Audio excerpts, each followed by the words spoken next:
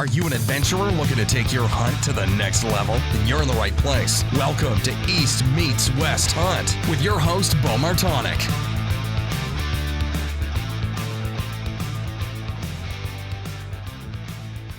All right, we're live up in Alaska, interior Alaska, just getting back from a moose hunt, and excited to be here with my buddies. So you guys you definitely would recognize old Justin Mueller here, who's been along on a lot of my hunts since 2019, filming any of the stuff that looks pretty that shows out in some of the content I do that comes from old Justin.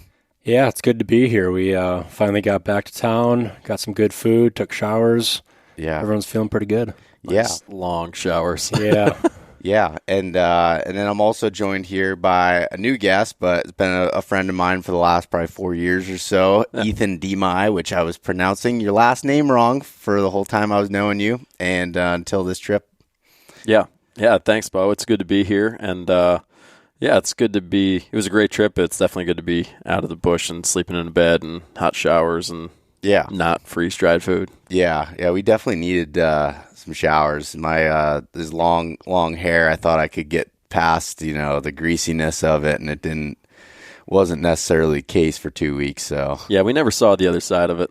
No, I feel like I heard Donnie Vincent say somewhere that like it gets greasy after a few days, and then it goes and just gets back to normal after a while. I never got there. No, you needed a few more days at least. Yeah, still pretty greasy. Maybe a few more months or something to see what happens. But it was pretty disgusting. I'll tell you that. I couldn't stand it. The rest of my body I could clean, but I had no way of drying my hair if I washed it. Yeah, I sound like a chick saying that, but it's the nature of the beast, I guess.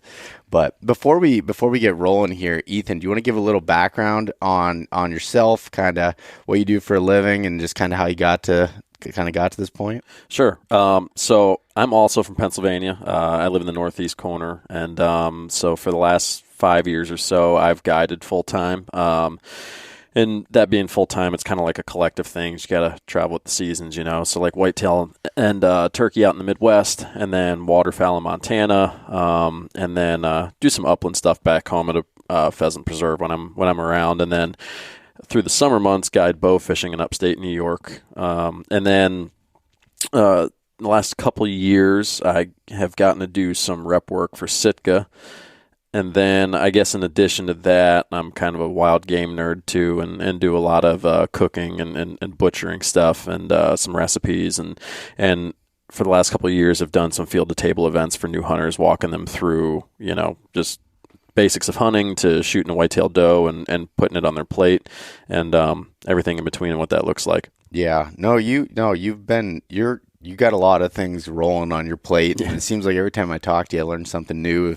Somewhere you're guiding or doing different things, and I think it's pretty cool. I went bow fishing with you twice now in New York, refraction guide service. So anybody is looking to do that in New York, it's a freaking blast to be able to go shoot carp all night and just, man, it's fun to get to be able to do that and just getting to know you through that and through shows and everything. But what's really cool too about your story is kind of the same as, Justin and myself, where it's just like you wanted something different. You owned a construction company for 10 years and then decided one day that, I'll let you tell a story there. Yeah. I mean, so I had a residential construction company for 10 years. It was going well. Had all the work I could ask for. And I don't know. I mean, trying to think, it was 2019. At that point, I've been guiding on the side for several years, collectively a few things, and I just kind of had enough of the construction and all the stress, and I just woke up one day and decided, I was like, you know what, I'm going to try to make a living in the outdoors and pack up the whole construction thing, and didn't really know what that looked like. I knew it was a lot of guiding and a lot of travel, but I knew that I'd kind of need something else to supplement that, and just kind of toughed it out and took a leap of faith, and everything's worked out and a lot better than what I could have hoped for, so. Yeah, no, that's awesome to hear. I mean, it's not easy to be able to do that and take that jump and especially, I mean, you've been self-employed since you were 18 years old, you never, you didn't follow the traditional route of going somewhat, going to work for a company and then deciding you're done with it. You went and did your own company and decided you were done with it and wanted to do something a little bit different. And that's what's cool is really anybody can have the ability to shift paths in life, and it's not really ever too late, to not sound cliche, but it's true. Sure. To be able to do that. And guiding, it's, I think guiding is one of those things to me that a lot of people that look at, want to get in and hunt and stuff all the time, like, oh man, it'd be cool to be a guide. But like seeing what the amount of work you have to do, because, say if you want to be a whitetail guide, that's only a couple months out of the year. You got to find work throughout it. You're guiding waterfowl, and you're shooting stingrays in Florida and March and April with, guiding bow fishing, and then, in New York. And it's just like, there's a lot of things that piece that together, and it's not easy to be able to do that and make a living, but it sounds like it's pretty fulfilling. Yeah. It's, I had a good friend of mine that has been in outfitting for 20 some years. In 2019, when I was getting ready to kind of take that leap, he was like, man, you're not going to make a ton of money being a full-time guide, but it's just a lifestyle thing. And, he's like, not everybody's cut out for it. He's like, you'll be fine.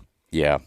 Yeah. And too, like I remember when we met, and we went back and forth on, I can't remember if it was at a trade show or ATA or Great American Outdoor Show, whatever it was. But I remember specifically you coming up to me and being like, man, like your story of going out west reminds me of the first time I went to Alaska. And you started telling the story about, caribou hunting in Alaska in 2018 for your first time. And we really kind of bonded on that side of things. Yeah, I think we chatted a little bit on Instagram, and like I was traveling so much at the time, you didn't know whether I was from Missouri or Pennsylvania. Yeah, and we chatted a little bit on Instagram, and we had never actually met, but just following your stuff, you just do a good job of being relatable, and just as another guy that grew up in Pennsylvania, just hunting whitetail and turkey, that like to try to roam around out west once in a while.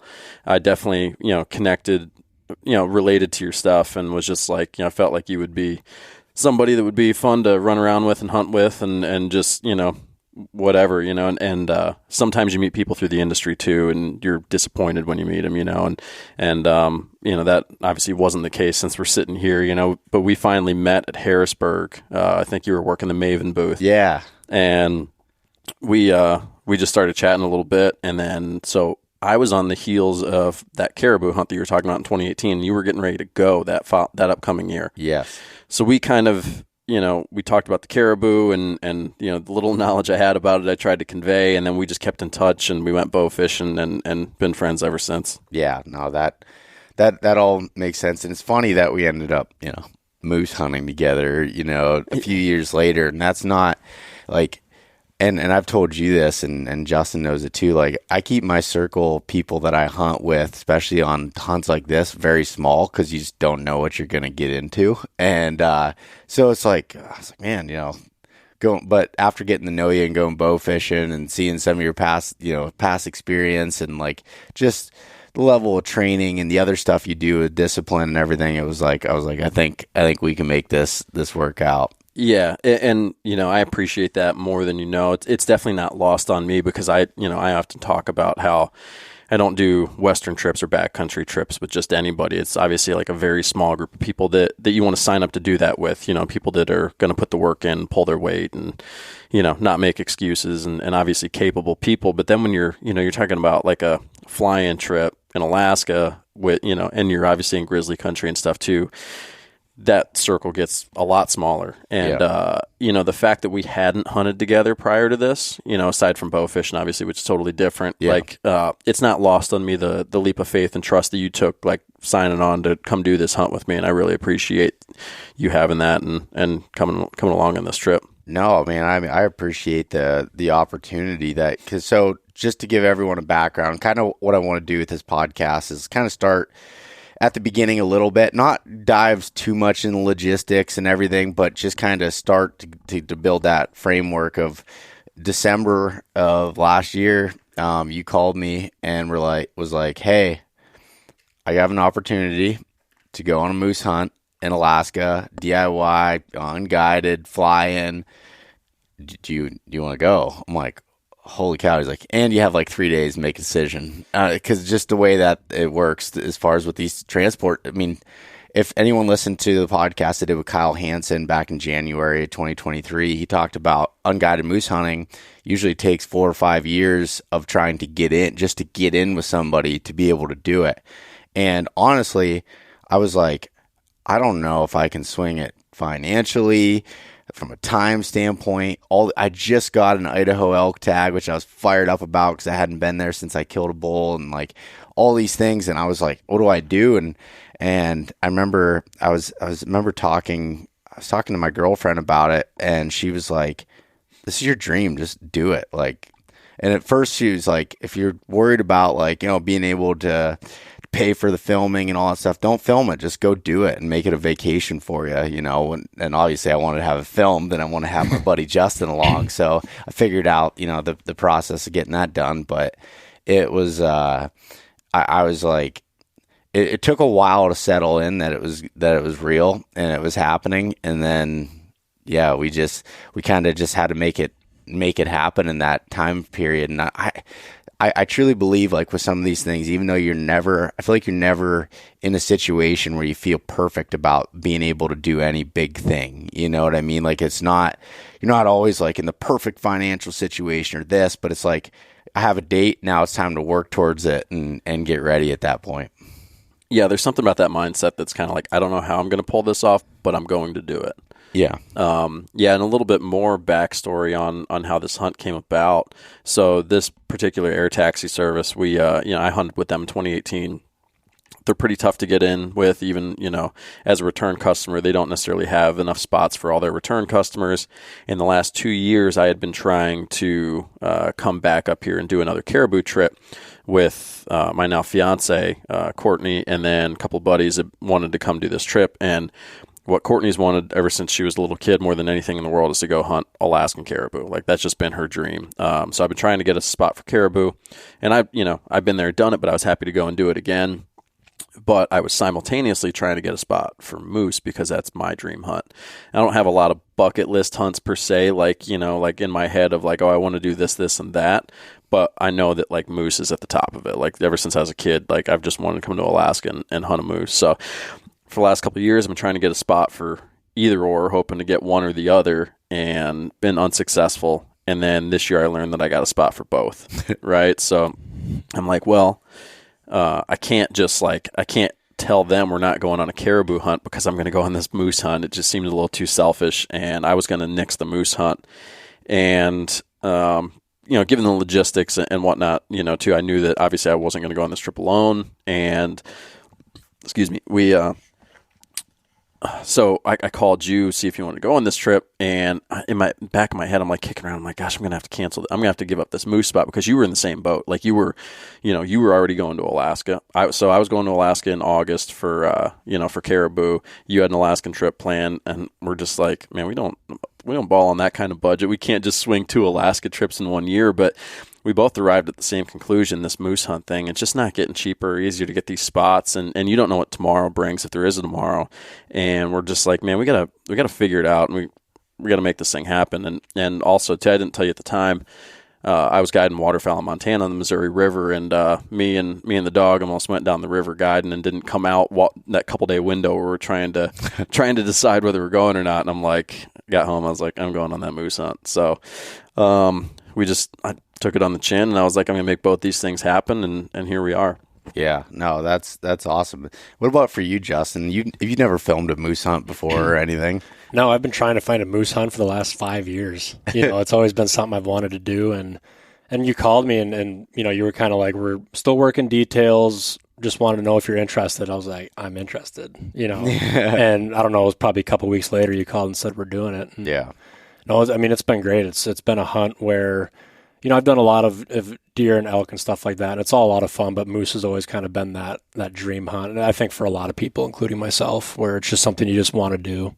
Yeah, no, that's true. It's actually funny. So Justin is 2-3 days after we get back, you turn around and going on another moose hunt. Just so happened you got 2 of them this year. Yeah, I got this hunt and then a moose hunt in British Columbia, and I'll be home for 4 days. So Never had a moose hunt before. Now we have back-to-back ones. So.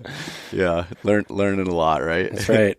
But yeah, no. So that was cool. That was kind of the planning process. There is doing that, and so we were figuring all logistics. Like now it's like, okay, unguided. Like you have these air taxi services that basically their job is just to fly you in and fly you out. They're not required to give you any more information. They're not even really allowed to give you much more information as far as the hunting, everything. They have spots that open up. They drop you off there and you're on your own. And so we're like trying to make weight for that was a stressful thing of like, how are we going to make weight and trying to do this and blah, blah, blah. And we ended up having to get 2 planes to fly in with our gear. And we were still pretty light compared to the other people we've talked to as far as gear that we went in. But it was pretty wild. So we got up to Fairbanks on September 5th. Yeah.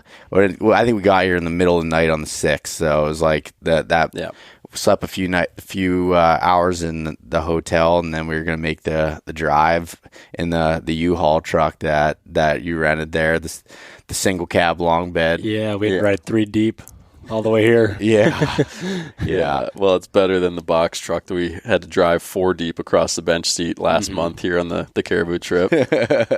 Yeah. So we got to do that and come in, and so Ethan, I'm going to throw you right under the bus here. So I knew we didn't do it in the film, but I think the podcast is the right place for it. So Ethan, your lip is healing up nicely, but we get here and we're getting ready to fly in. They're like, we weren't supposed to fly in for 3 more days, but they told us if we came early and we were ready to go, that they could potentially get us out early. And I was like, I want to be out there as long as possible and be there. So the season was 10 days, and we were going to be out there for 13 essentially, and we're getting ready to fly in, and Ethan looks and he can't find his release for his bow. And he was bow hunting, I was gun hunting, and that was a big deal. Oh yeah, real big deal. Yeah, so so I always keep I shoot a thumb button, and I always keep my thumb button release tucked on the side of my bino harness, and it just doesn't fall out of there. Like I've never had an issue, and with logistics of travel, I threw my bino harness, everything in it, like right in one of my check bags. Well, it must have worked its way out of that bino harness into my Sitka duffel bag, like during the flight and just getting handled. And without knowing it, when we were in Fairbanks at the hotel room, we were getting our stuff situated, basically ready to step onto that bush plane, because if we got there in time, they were possibly going to fly us out, that afternoon, like you said. So we're like, man, we want to pull in, ready to go.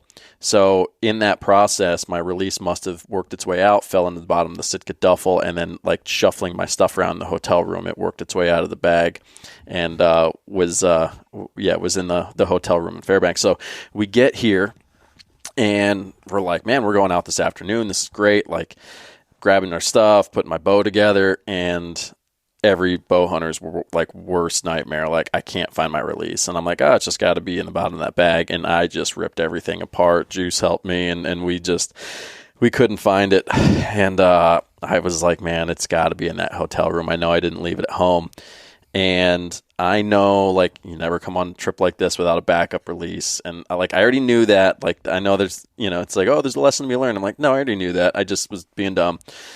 And anyhow, the funny part was earlier that day when we were leaving the hotel in Fairbanks, we had met this very nice guy, a little strange, but very nice guy in the parking lot. And he runs some sort of shuttle service, and we didn't really know much about it.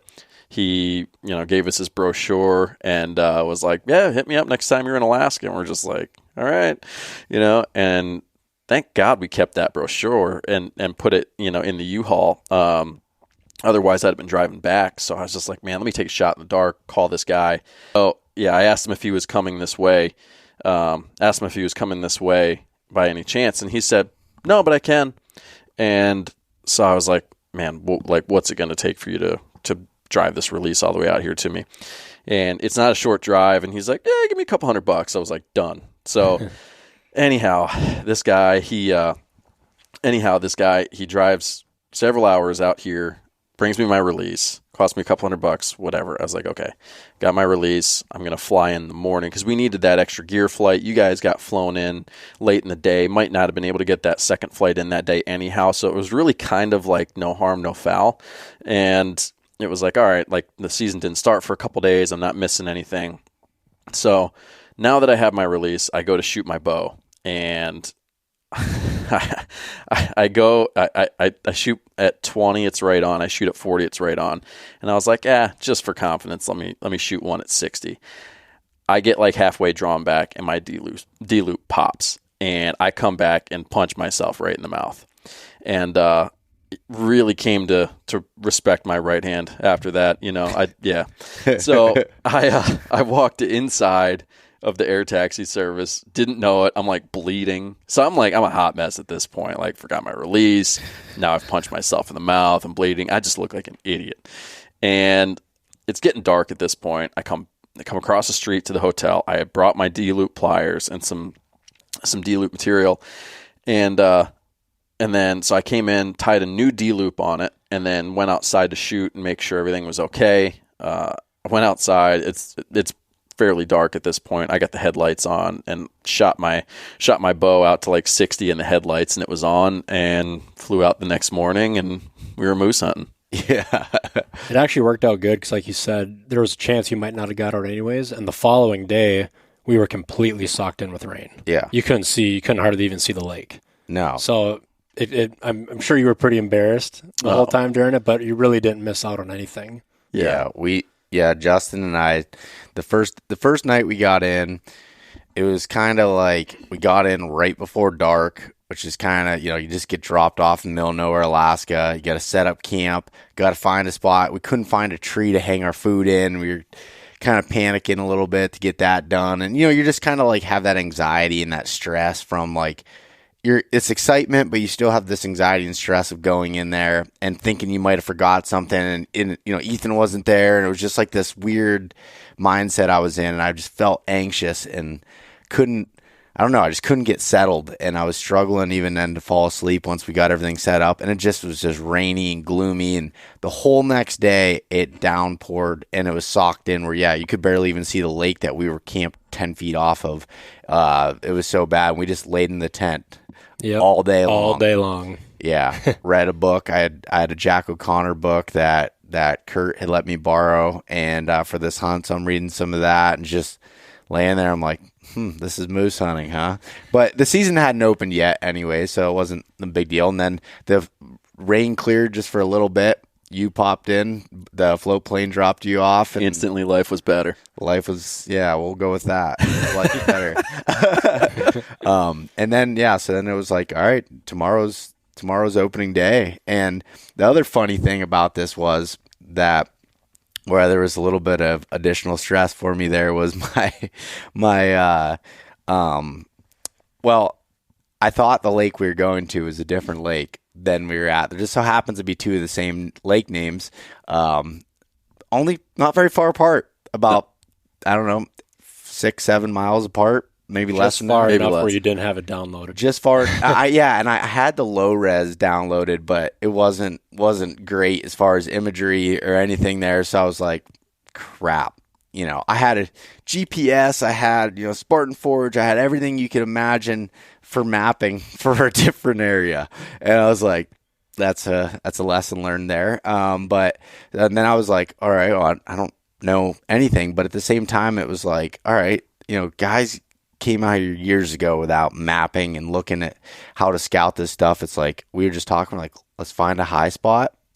Everything we learned about moose hunting in our research leading up to it, because none of us had moose hunted and don't claim to be, quote unquote moose hunters. I mean, now we are. We are now. We're pretty seasoned. we're pretty seasoned now. We have 3 seasons between us now of experience.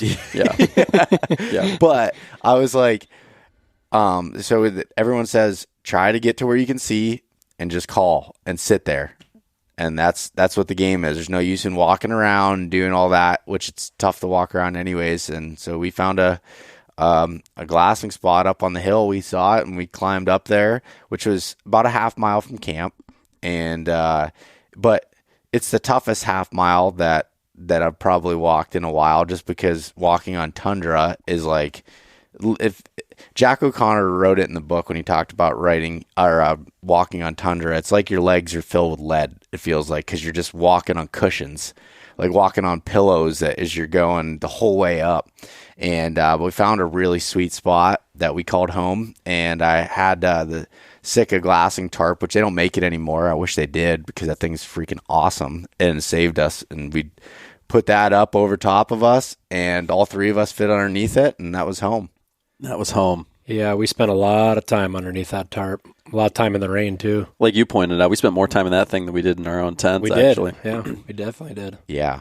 Yeah, and it's kind of comfortable glassing in the tundra because it is soft. A lot nicer than sitting on a rocky hillside in the high country in Colorado or somewhere, you know? Yeah. Yeah, it wasn't bad at all. Yeah. But then just kind of like talking through the hunt here as we're going through. I mean, the first 6-7 days, we never saw a single moose. Yeah.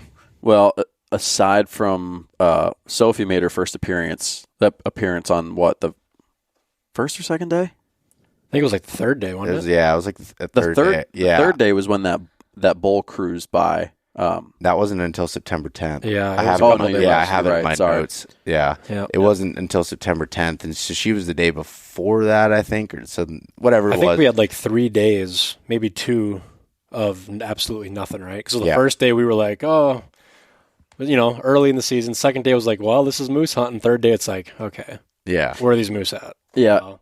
And from everybody that we had talked to, research we had done, it's like, yeah, don't expect to see a lot that first week, So it was just kind of like we weren't alarmed yet. Yeah, yeah. And we weren't really alarmed, but at the same time, it was like, man, it'd be nice to see. It'd be nice to see some moose. But my training in hunting Pennsylvania big woods and low deer density areas helped in there with knowing of not seeing a whole lot. But the thing was that I think we struggled with throughout it was, we didn't know what was good and what wasn't. Yeah. And then we saw this cow that we named Sophie, because when you're on the side of the mountain, you find a lot of things. You have to find a lot of things to talk about, essentially.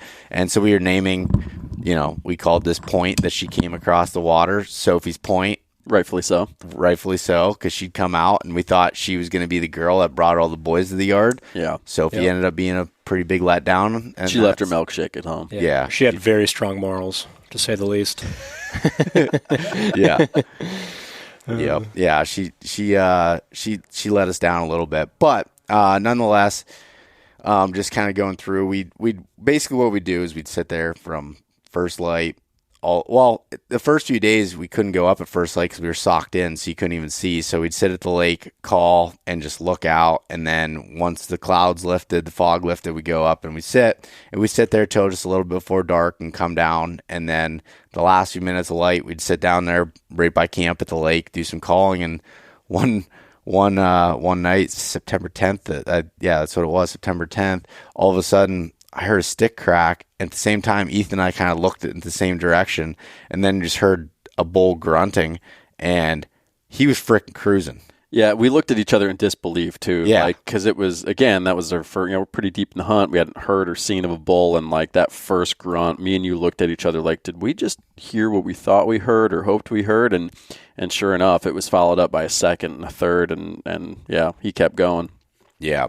He came through, and you got a little better look than Justin and I did, but I just saw a flash of paddles going through, and he was on the other side of the lake in like no time, just grunting the whole time. Yep. Yeah. So there's 2 things to point out. It was after legal or ethical, like shooting hours, both, and then also, we didn't have a chance to identify whether this was even a legal bull or not. Because, that's something we haven't mentioned yet. The legal bull in this particular unit has to have 4 brow tines on one side, at least 4 brow tines on one side, or be at least 50 inches wide. Yeah.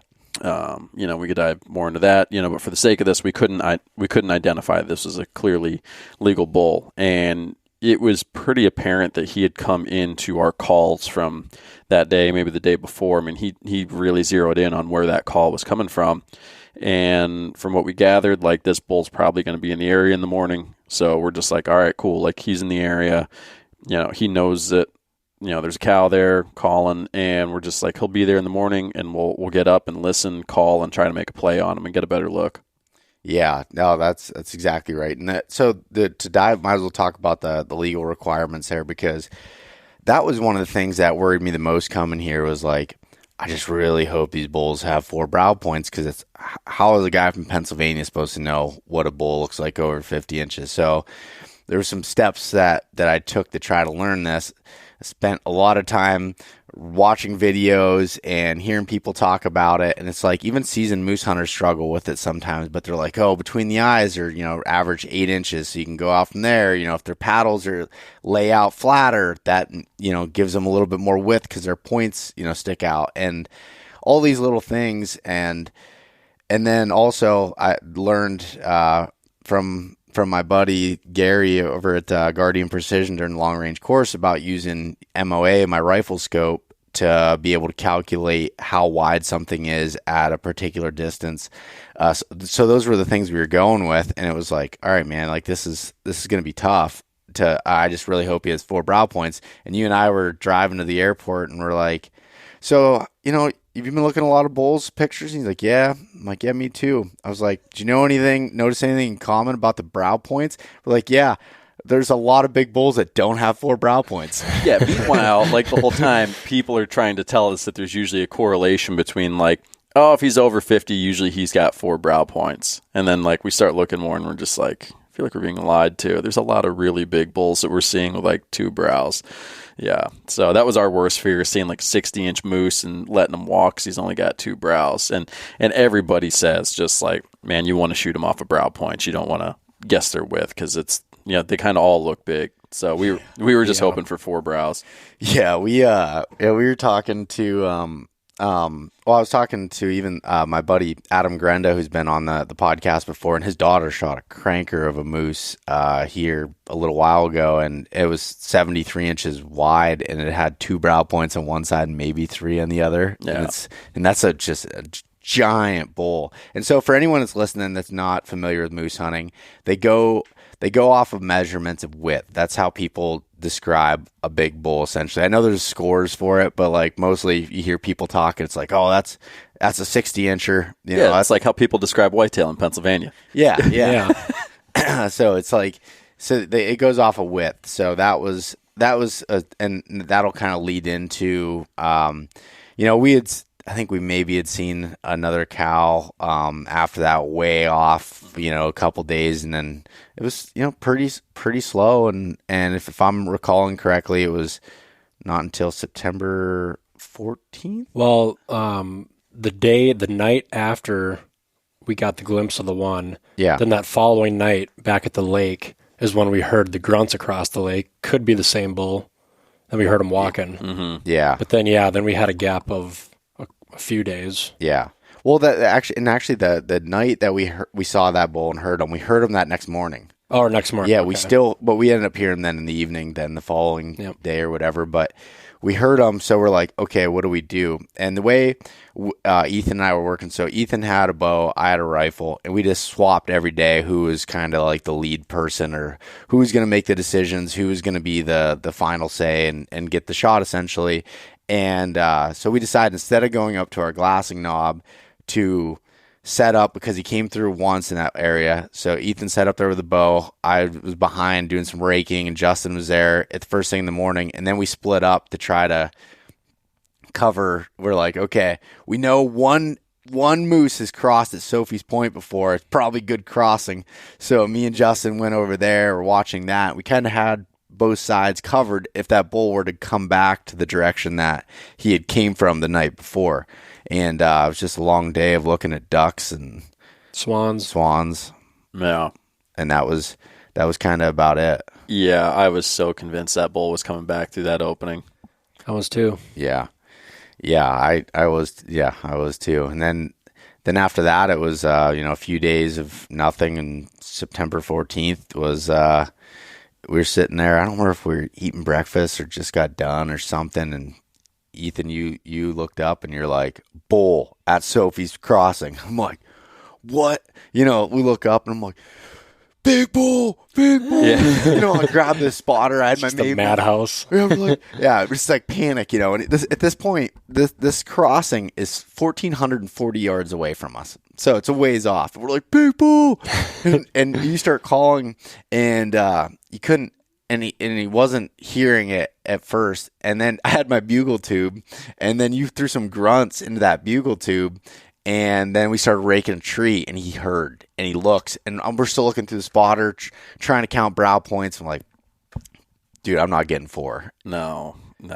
And we went so back and forth on that bull. Like, I spotted him just with the naked eye, and then I put the binos on him. And if you remember, the first thing I said was, I don't know about brows. I don't know what's there, but I don't think he's, like, definitively wide enough. Yeah. And then we continue to go back and forth over the encounter between he's big, he's huge, and then like, I don't know. Yeah. And so he starts working in, and he heard, and we just kept calling. He worked his way across the water. I was freaking epic footage through the phone scope there on my spotter of him crossing the water. And when he crossed the water with the sun hitting him, he looked like a freaking 65-inch bull at that point. He looks giant. That's what I'm worried about in the film. Everyone's going to see that one clip and be like, there's no way he's not legal. Yeah. But that clip was just beautiful. But he heard Ethan calling, heard you raking, and he just followed the tree line around, and it was very apparent that he was coming in. There was never a doubt in our minds that he was coming. His whole attitude changed as soon as he heard that call. It was very evident that he was reacting to that. Yeah, and he blew up 4 or 5 different trees on the way in, just on a rope. Dude, such an awesome experience. Yeah. Like, that's what we were looking to get and get out of this. And he starts coming in, and we're like, holy cow, he's going to come right out to this opening. So I'm like, we still didn't know at that point. We're like, we're pretty sure he's not legal, but we're going to get ready, and he's borderline. So I set up my rifle on the tripod. He comes out, had to range 440 yards, pops out there, range him. I look through the rifle scope, use the MOAs, start doing some measurements. I'm like, guys, I'm not coming up with anything more than 47 inches. And I'm like, he's not. And honestly, we had talked about it before. Unless our guesstimation was like 55 inches, we weren't going to really shoot because we could be off. You know, there's a lot, and like, they have to be looking directly at you. If they're cantered a little bit, they might look a little wider. You'll get a wrong measurement. So it was like, and he's just looking up at the hill at us, but their eyesight's not very good, but he knew where the sound was coming from. Yeah. He had us pinpointed from across the lake. Yeah. And the thing is, too, it's not like he was walking across an open prairie to us. He was walking through the trees, hitting trees, little openings. Yeah. So it's not like you guys ever had a 5-minute window to really look at him and really look at him. You know? You're kind of just picking your spots until he got real close to us. Yeah, and he, well, did we get to how many? We haven't got to how many brows he had yet. But yeah, we finally discovered that this bull has 3 brows on each side, and on both sides, one of his brows was relatively small, and we just kept looking at him, trying to maybe there's a 4th brow, and we just kept looking, and like Justin said, like, they're just getting these little windows, and he's got to be looking the right way, and I wasn't convinced yet that he didn't have a 4th one hiding somewhere, but then he stopped down there at the base of the hill and just stared into our souls, and that's when we were both like, or all of us were like, I can't put a 4th brow on him. And then we got a chance to really all kind of guesstimate his width, and none of us could get him to 50. Yeah, so at that point, we kind of just sat down, and Justin was filming him. He was at 200-some yards at this point at the bottom of the hill. He just stared up for ever and didn't even blink. Like, it just... Yeah, didn't move for 20 minutes, 25 minutes. And then he just bedded down there. Yeah. We're like, oh, crap, guess we can't call anymore for a little bit. And then we looked, and he was gone. We thought he was gone. And we're like, oh, he must have slipped out.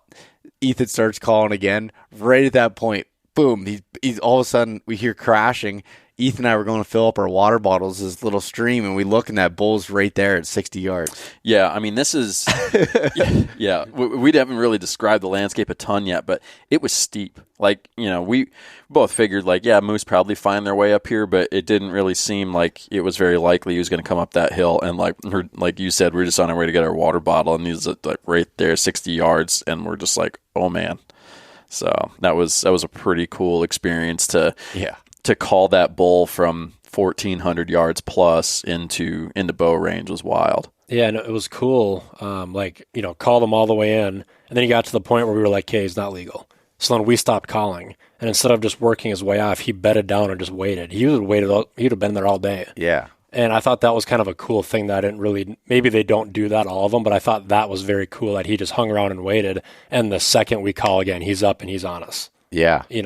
Yeah, he was right on us. And when he came in, then at one point, when he was standing there, and I was like, Justin, he's right here. And Justin starts coming over with his camera, and he's got this big lens on it. It's white, and the tripod's big, so he's got to kind of hold it up over his shoulders.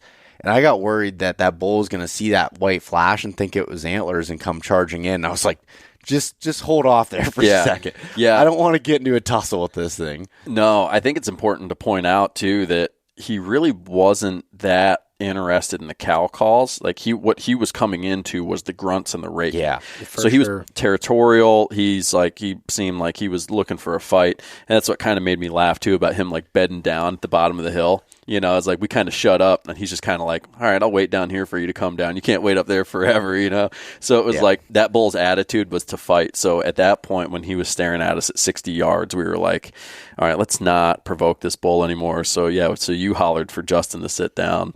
Yeah, that was crazy to be able to see. And then anyways, he saw us and he ran off, and he ran quite a ways. He ran down and up and went around this patch of trees, and then we never saw him go back around the lake. And we're like, oh, whatever.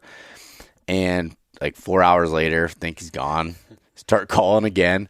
All of a sudden, we see trees start to shake in this group, and we're like, holy cow, he's still there. What do you know? He comes right back in again. Not all the way to 60 yards, but he came into that same exact spot at the bottom of the hill looking up at us at 200 yards, and then beds down again. And it wasn't until we were leaving right before dark that we blew him out when our thermal switched and went down the hill, because they can smell freaking. I mean, he blew out a ways away from us. Oh, yeah, definitely. Yeah, we saw him running at the end. Yeah, we went from our attitudes are totally different the second time he came in. Yeah. Like the first time he came in, we were just like, man, we were like so pumped and grateful about having that experience and that encounter.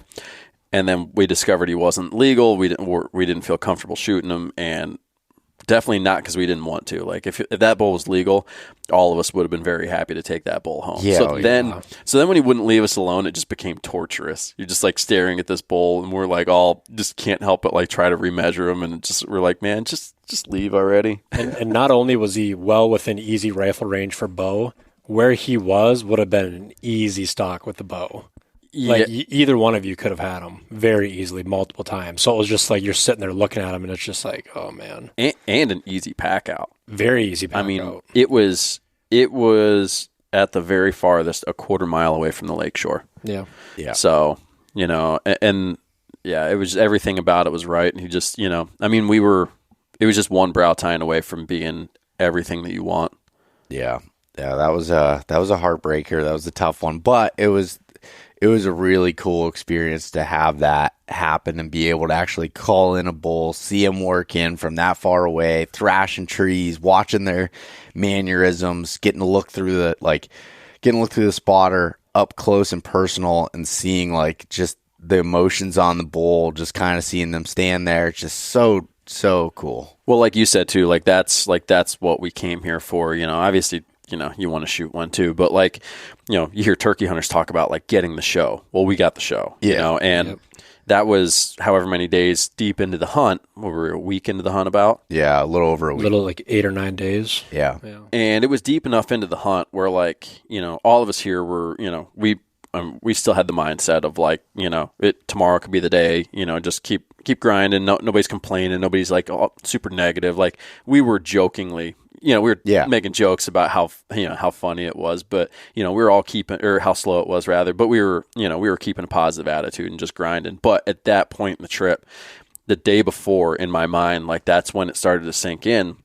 Before we had that encounter with him, we hadn't had any encounter with any bull, and it was starting to sink in like, man, we might not get the show here. Like and we might not get that bull encounter. And I felt myself getting a little bit bummed out, like coming to terms with that, And aside from, like the reality sinking in, like we might not come home with a bull, then it was like, man, we might not even get that encounter.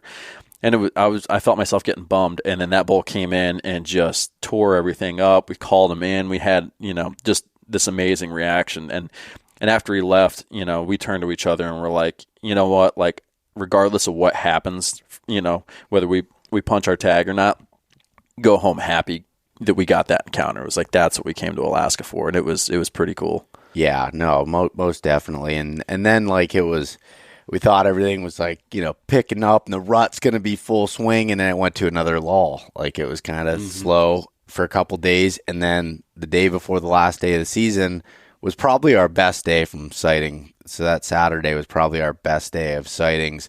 We saw what looked like a giant moose way off 1.6, 1.7 miles out. And just for everyone that's also listening, like seeing that's like, oh, you see him 1.7 miles away. Why wouldn't, you go after him? Why wouldn't you, do that? And so to explain, like everything I've learned from people that moose hunting was like, you don't shoot a bull at the maximum 2 miles from camp. And that's a 2-day pack out at least to be able to get something that far.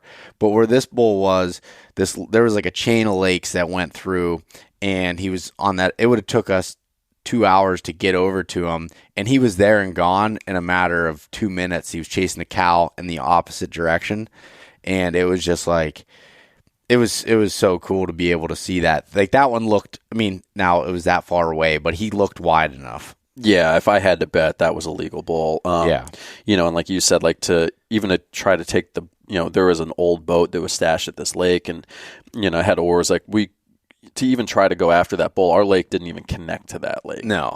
And if you were, so he was 1.6 miles away. If you were to walk over there, through all the crooked, shoreline and everything else, I mean, that was over 2 miles, at least 2 miles to go after that bull. But he didn't even stick around long enough for us to even debate whether we were going to go after him or not. It wasn't an option. Yeah, 2 miles of tundra hiking too. That's a little different than running after a mule deer or something. It would have taken a long time to get there. Yeah, the flat ground out there is not flat. Like everything is like these lumps covered in moss, and like you're just so you're very uncertain of every step of the footing and everything.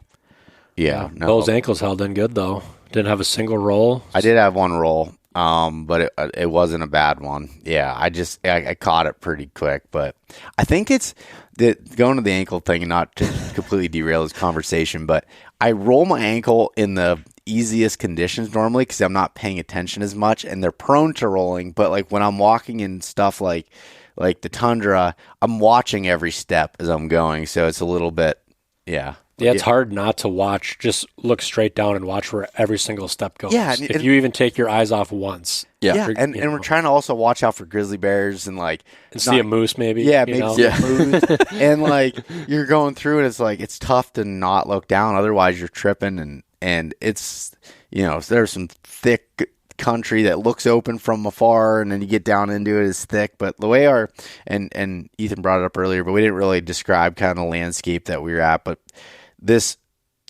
hunt was considered a lake hunt, so we dropped off at a lake, and it's really flat in the bottom, but we had a mountain that came right up to the lake, so that's what we were able to climb up on to be able to see down into that bottom, which was really nice to be able to have. Yeah, and what we later learned after we got out was like that landscape that we had at that particular lake is not really common out here. Like a lot of this lake country is just flat, right? Mm-hmm. And you're just like they told us last night, you're just looking at lakeshore, and you don't have like an elevated vantage point where you could really get an eye on things. So we didn't realize how well the landscape lent itself to what we were trying to do out there at the time, because this lake was butted right up against some pretty big mountains. And we walked half a mile and were able to gain a couple hundred feet of elevation, and we were able to see for miles. Like we could see more than what we could effectively hunt. So it's like, and I'm glad that we did, because how slow the moose activity was for us. If we couldn't see all that, it would have been really hard to have that self-control to not run around and drag scent everywhere, just kind of looking for moose. Yeah. Yeah, no, overall though, and then the last day of the hunt essentially was just rain the whole day. We never saw a single moose. It was kind of like just like a sad kind of, day. It was kind of heavier rain too. It wasn't like just misting or a little foggy. It was rain the whole day. Yeah. So that was that, and at that point, it was kind of settling in with us. Like, yeah, we're not going to come home with a moose on this hunt, which is tough. Like, Ethan, mentioned it, and it was the same for me. Like, moose has been the number one animal I've wanted to hunt my whole life. And it's not easy to make one of these hunts happen. So you obviously want to be successful with it. And that was a really hard thing. But at the same time, and like,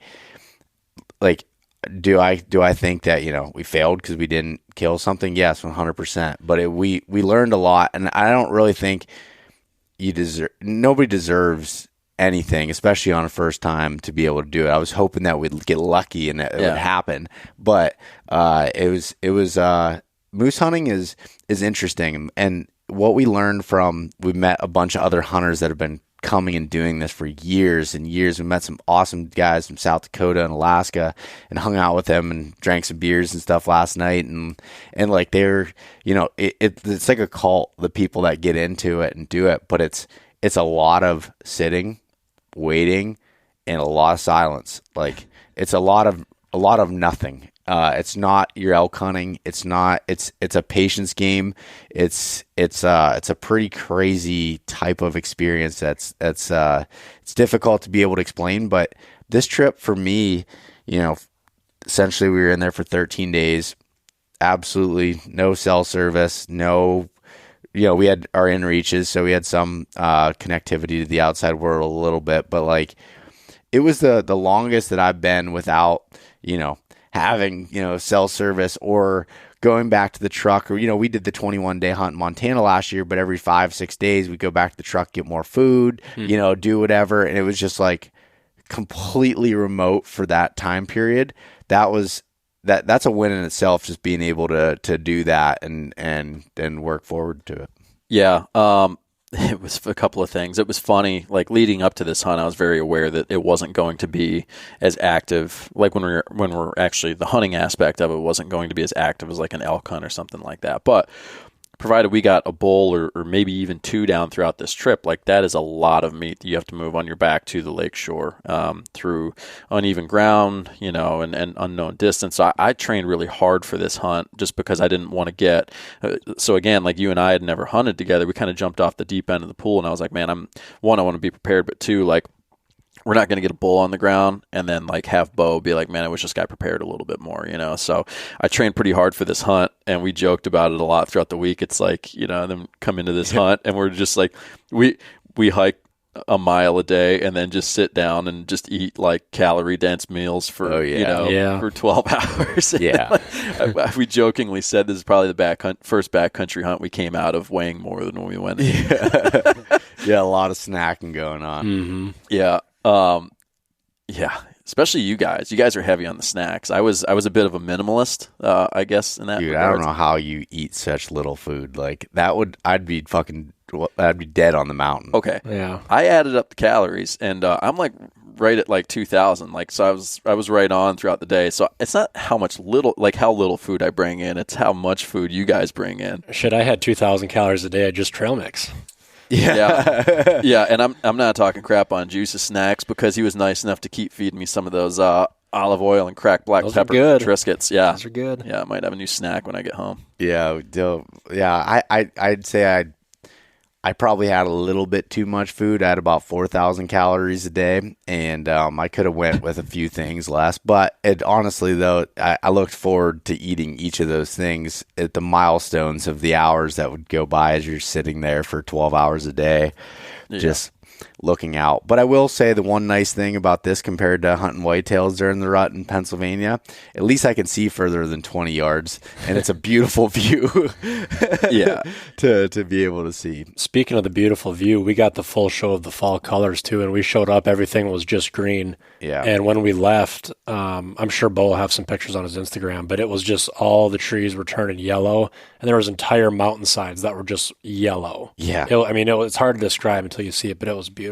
Yeah, it's so coming from like the eastern hardwoods, we're not strangers to like fall colors, but this is so different. All these birch trees were just bright yellow. It just looked like highlighter yellow across these mountains. And we had mentioned the mountains there, but like this was the most beautiful place I've ever hunted. I mean, these were some big rugged mountains. I mean, our lake was sitting at 2,000 feet of elevation, and the mountains there on the other side across the lake from us that peak was at 7,500, and they just shot straight up from the valley floor, and it was gorgeous. And the last day we came out, we had mentioned the rain the day before, so that was the last day of season. So then the day after that we were waiting to get flown out, and some of the clouds started to lift a little bit, and what was rain the day before was snow up on top of the mountain. So you have like these snow-capped peaks with like highlighter yellow birch leaves all over, below the tree line. It was gorgeous. Yeah, no, it was so cool to be able to see that and see the season change. And it, got colder as we were there. The nights got colder. And let's kind of shift a little bit and talk about some gear stuff. Yeah. Let's talk about what worked, what didn't work, and just kind of go through it. Let's start with this. What were some key things that you felt like were 100% necessary for a moose hunt? What wasn't necessary is could have left my release in Fairbanks. Turns out I didn't need that. Yeah. Man, I felt really good about my gear list. I know that I erred on the lighter side of things for sure, but I never once felt like, oh man, like I shorted myself. I don't have something that I need. But there's a couple of things definitely throughout the week where I was like, yeah, I'm going to add that. Looking at you guys and observing your stuff, definitely a couple things. And that's the nice thing about hunting with other people. You can kind of adopt their systems and their kits and stuff that you're like, oh, I never thought about that. So one that I was like, man, it should have been obvious to me that I really liked about you guys is really in your food system. I just kind of had a dry bag I hooked all my food into. I laid it out on the counter at home and like laid all my meals out day by day and then like swept it into a bag like an idiot. Yeah. And had Ziploc bags for trash and stuff to bring along, obviously. But you guys had individual days laid out in separate Ziploc bags, and that was like a much cleaner, tidier system. So I'm going to adopt that for sure. And the other for me was the glassing pad. Like yeah. I was fine. Yeah, I'm not. And again, we talked about that tundra ground just being like so soft and spongy. It was pretty comfortable to sit in. But the thermal barrier of just having that under you, and I was I would take my Gore-Tex out or something and my raincoat and sit on the ground so I didn't get a wet butt. And obviously those Timberline pants had the Gore-Tex in them too. So I never got wet, never had an issue. It's not like I was like, oh man, I kind of screwed myself. But I'm like, yeah, for how much that thing doesn't weigh, I'm going to definitely add some glassing pad into my kit. What about you, Juice? What were some things that you thought were like super important or like gear items that you're like, man, I can't live without this, or things that you would change up? Well, I bought the Timberline suit for this trip. First time ever using it. I should have just bought it years ago. I've always wanted to, but I never really needed it. Yeah. And man, that thing held up so good. Yeah. I wore that. I mean, we all wore our Timberline set pretty much every single day. Yeah. So that's the Sika Timberline pants for anyone that's listening. Mm-hmm. Yeah. Yeah, continue. But those, and then it's kind of the same as like kind of good pair of boots and gaiters is 100% necessary. We all had top of the line boots. Anything less for a hunt like this, you'd be absolutely miserable. Yeah, my boots were like, my feet weren't wet, but my boot, like the outside of my boot itself, was wet the entire trip. Yeah, from the first minute we got there. Yeah, no, most definitely. And what about anything else you can think of that you thought was super important? I'm trying to think. I mean, the tarp was a good one. A lot of my stuff's just camera gear. Having a good rain set's obviously very important too. We all wore rain pants a lot, raincoats a lot. Yeah. You guys had good optics with, so that helped too. Yeah, no, definitely. I guess for me it would be like, the layering system was like, I felt very dialed with the way my system was. The Timberline pants, they're my favorite pants Sika makes, and like for anything below 60-degree weather, it's like the seat is waterproof on it, so you sit down, you don't get wet. The knees are waterproof on it. So like when you have your gaiters on that go up to your knees, and then you have you're basically above the knee, somewhat waterproof when you're going through brush and doing all that. But the boots things, I'd bought a pair of Schnee's Beartooth 200-gram insulated boots. phenomenal. Really enjoyed those boots, and you had a set of Crispies on, and Ethan, you had a set of Schnees as well, and we all were happy with our boot choices. Yeah. I was glad that I went with 200 gram insulation. That was nice on those cold days. Yeah, mine were uninsulated. You had what, the Beartooth? Yeah. Yeah, so I have the Timberline boots. They're uninsulated, and it was never an issue, but like just comfort. It was like, could use a couple 100 grams for sure, but I was all right without it, but definitely next time I think I'd go with the 200 gram insulation. Yeah. And then I also, the Sitka Jetstream jacket, I wore that a lot on this hunt, windproof and highly water resistant, having that. And then the full merino set, this was like, I never really changed any of that stuff out besides underwear and socks, but like the same base layer and mid layer. So I had the 120 long sleeve and then the 330 hoodie, and that was a great system. And even those 330 weight gloves that I had that were merino, they were new ones that Sitka came out with. And this was the first hunt I wore them on. Wore them every day, and they held up great. Every time they get wet, I just stick them inside my puffy jacket while I was sitting there glassing, and my body heat would dry them. It was like a really, really solid system. And then just to add to what you guys said, rain gear, man, you can't come to Alaska without good rain gear. That's just kind of the nature of beast, something that's breathable and that you can hike in a little bit and have that. So that was nice. I had the Stormfront jacket and Cloudburst pants, which neither of them are currently in production, but I've had those for a while, and they worked out great for me to be able to see. Having a spotting scope was good. I don't think we both needed one, which we didn't then, but that was nice for being able to check. So I had my Maven, the CS1 spotter, and then just a set of binos, and we just basically glassed. I didn't really use my tripod much for glassing. You did. I just kind of just went off my knees and just looked, because a lot of it you can see without even using binos. Moose are pretty big animals, so I just scan with my eyes and then kind of look in detail with the binos. Yeah, I had to start having some pretty impressive way out there naked eye moose spots, because I was catching some heat about every moose I spotted was in the water, and I could only spot moose in the water, which proved to be false. Yeah, there's some accusations made. But no, the spotting scope, for everybody listening to, like, that came into play when we laid eyes on a bull. Like, we didn't use it to find bulls. It was like, okay, let's identify if that bull's legal. That's where that came in really useful. Had we spotted a bull way off that, we weren't sure about width, and, you're like, does he have 4 brow tines or not? That could save you a couple miles of hiking to find out. Yeah. So, but to the clothing, our systems were very similar. I was wearing the new merino from Sitka as well, the base layers. So I had the 220 boxers, and then I had 120 top on. Yep. And the thing too is, like, we talked about this a little bit. A lot of times you get away without that base layer on the bottom, because the Sitka boxers are fairly long. They come down, to like the top of your knee, and then your socks come up to almost the bottom of your knees. So you kind of almost have like a full length base layer on anyways. But then I had my ambient on, and I can't say enough about how awesome that ambient hoodie is. That thing is one of my favorite pieces of gear that Sitka's come out with. And we had talked about it too. Like, if you want a gateway drug into Sitka, like, get that ambient hoodie. If you're curious what Sitka's all about, like, that thing, it's really impressive, like, how well it does to insulate you, but, like, not sweating you out and being able to dump the heat when you're being active. And then the Timberline pants, we all wore those. And then that Jetstream jacket, just the workhorse of the big game lineup for Sitka for sure. And then the puffy, you can't cheat yourself. Like, in Alaska, you have to have the puffy, you have to have the good rain gear, and it's just kind of mind-boggling in Alaska how quick the weather changes. It's outlandish, like what you could see in a day.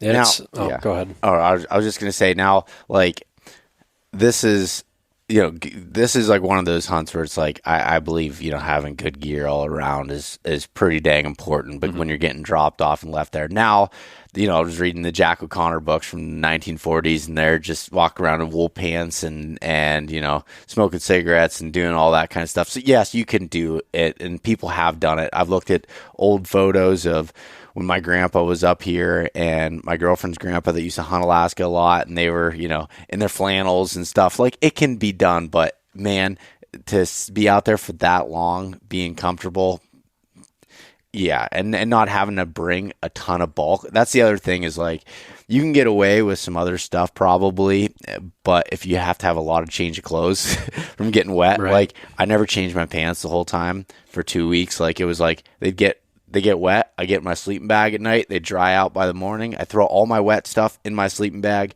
cook it dry by the morning. It was like I felt pretty dialed with it, and the tent setup was great. I love that Hilleberg. I have the I'm probably gonna mess it. The Kadam GT3 tent. My buddy Michael Palladino, him and I split on that. We bought it for last time we went to Alaska, and honestly, I haven't used it since because it's a pretty bomb-proof shelter. And it's a little bit heavier than like the Seek ones or any of the other ones that I've used, but it's pretty comfortable. It's got nice big vestibules on each side. Justin and I both slept in that. We were good, and then Ethan had a Stone Glacier tent that he used. Yeah, so this is my first season running that tent. We used it on the caribou hunt last month, and then that was pretty mild weather. And then definitely got to test it on this hunt with colder temps and a lot of rain. And man, that tent just really it did really well. Yeah, I'm really happy with that tent.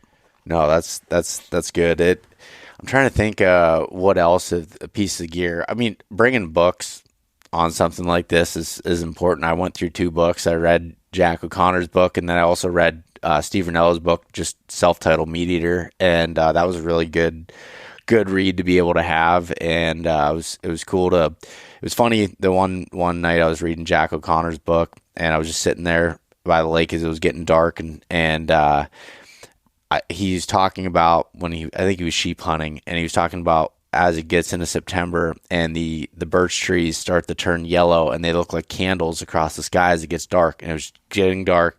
I look up, and that's exactly what I was seeing as I was reading the pages, looking up, and it was like that was pretty cool. Yeah, I was reading Aldo Leopold's Sand County Almanac during the hunt too, and just that book, just talking about wild things and wild places. It's then you just look up at what we were looking at for 13 days, and it's just like, man, yeah, hit home. No, Alaska's a freaking wild place, that's for sure, and I love coming here. It's definitely not cheap. It's definitely not easy to get here and to be able to do it. It takes a lot of time commitment, a lot of traveling, a lot of everything. Like, not going to sugarcoat it and say that's easy at all, but man, I really like getting to do it. It was a tough pill to swallow to miss elk hunting, because I love elk hunting and the action of it. But this was obviously a pretty dang good substitute. Yeah. Yeah, and you touched on it earlier, and not to sugarcoat stuff. It was, it was a tough pill to swallow to not punch a moose tag on this one. I mean, it sounds cliche to talk about too, but like we were both completely happy with whoever shot a moose.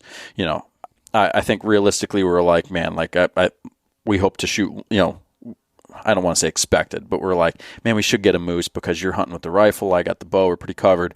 But we both hope for 2 moose, but realistically it'd probably be like a moose. And then all of a sudden we're like, we're not coming home with a moose at all. And like you said, there's no illusions, right? Like we've been moose hunters for 10 days. Like none of us feel like we're owed anything or like we've earned a moose or anything. It's one of the things that makes these experiences special is like there's no correlation between how much you want it and what you get in return, or how much money you paid.